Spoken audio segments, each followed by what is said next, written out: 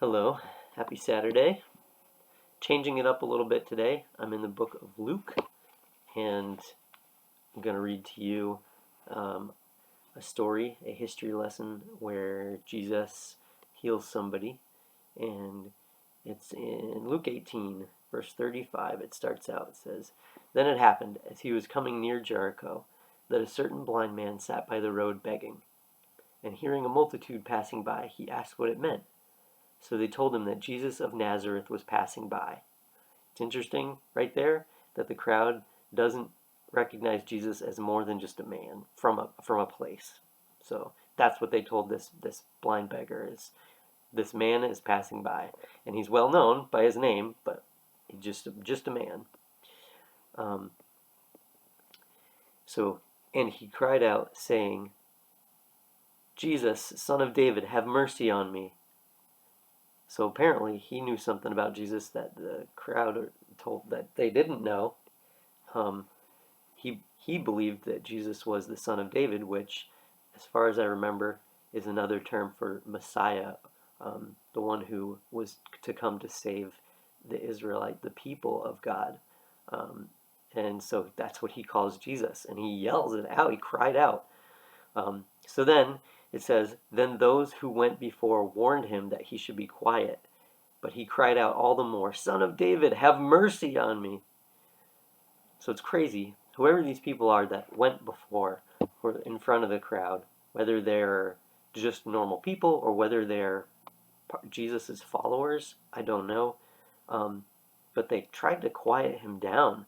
So apparently, either he was going to be disrupting somehow, either what Jesus was teaching or just his path, his direction, his mission that the people thought Jesus was on, um, and so they told him to be quiet.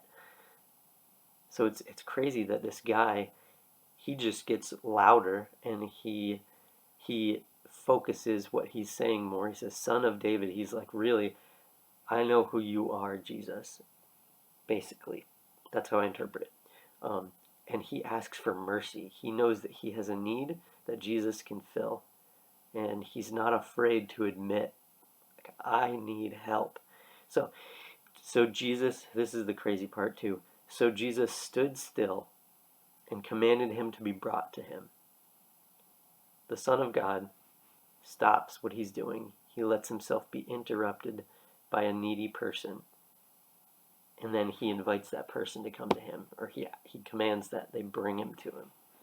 Um, and when he had come near, he asked him, saying, "What do you want me to do for you?"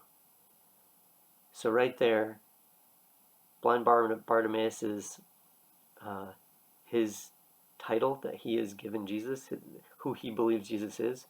Jesus accepts that because he says, "What do you want me to do for you?" Bartimaeus called him son of David, or Messiah, right? So it's interesting that in this case, when somebody recognized who Jesus really is, Jesus stopped and he listened, and then he asked what he could do for this man. It tells us where Jesus' heart is at, but it also tells us like who Jesus is, right? Because this man was right. Um, so then this is Bartimaeus, he said, "Lord, that I may receive my sight."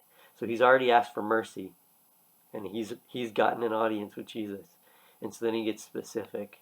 He's like, "I want to see," basically. Then, which is also crazy. There's just all kinds of crazy things happening here.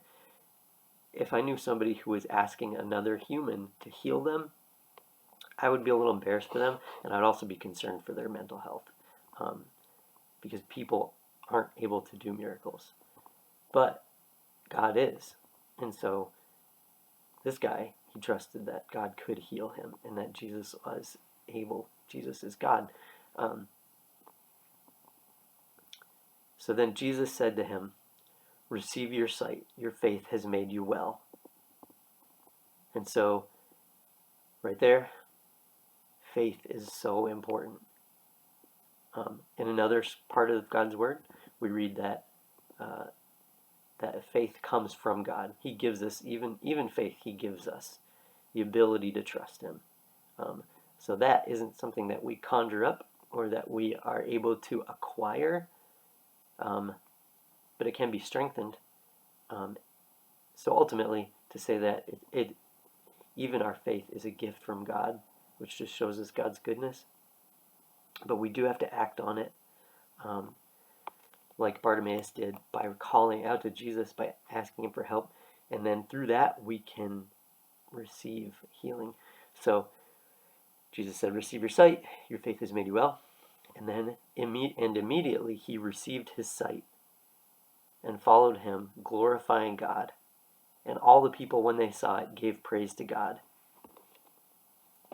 So the result of that, his act on faith, that Jesus was more than a man, despite the people trying to quiet him, despite any fears that he might have had of repercussions from that, it was worth it because God listened. God stopped, listened, addressed him and his needs, and met his needs.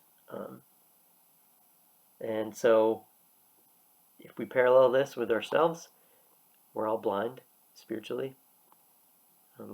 Even worse, God's word says we're dead spiritually until we acknowledge who Jesus is, why he died for us, that we need him, and surrender to him and say that we need him to lead us. We need his sacrifice and we need his guidance. And that's it. Our lives are his. And so this guy is a good example of that. But it's just amazing to see how Jesus responds to this man's heart and who he really believed Jesus was. And then the result of that is that the crowd, of whom some were telling this man to be quiet, they praised God all the more because of the miracle that happened through this faith moment.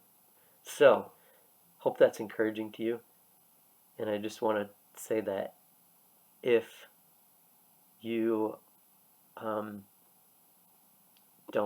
know who Jesus is, don't really know him well, then or even if you do, I think the way that God changes our hearts is through our time with him. Just like any other relationship, when we spend time with people, that's how our relationships grow. So we really need to spend time with him. If you aren't, because you don't know how, or because it's tough, or because you don't have a desire to, then I just want to encourage you to ask God. Just start with honesty. Even if you're not sure about God, just ask him to prove himself. Ask him to show you that he's true, that he's real. Ask him to show you how you can know him. Just be honest with him. Tell him where you're at. And in that step of faith, you can grow a little bit closer to him, and he'll respond to you, to your faith.